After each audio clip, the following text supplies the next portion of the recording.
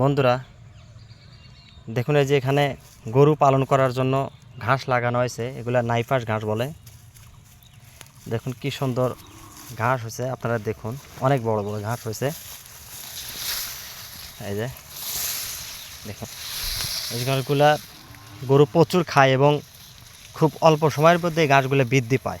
মানে একবার কাটলে দেখা যায় 15-20 দিন পর আবার এই ঘাসগুলো কাটা যায়। এই যে দেখুন, এখানে আবার এই যে আখ চাষ করা হয়েছে, ঘাসের ভূমি আবার এই যে আখ চাষ করা হয়েছে। এই যে আখ। তো আপনারাও চাইলে এরকমভাবে ঘাস আবাদের পাশাপাশি আরও বেশ কিছু আবাদ করতে পারেন। এই যে ঘাসগুলো কেবল লাগাইছে, এই যে এক কাটা দিলেই আবার ফের মোটা ছোপ নিবে। কারণ গরু পালতে গেলে, গরু লালন পালন করতে গেলে ঘাসের বিকল্প কিছুই নাই। এই যেগুলা কি সুন্দর ঘাস হয়েছে দেখুন, একটা ছোপ নিচে কি এই দেখুন। তো আপনারাও চাইলে এরকম ঘাস লাগায় গরু লালন পালন করবেন। ধন্যবাদ। ভিডিওটি ভালো লাগলে চ্যানেলটি সাবস্ক্রাইব করবেন।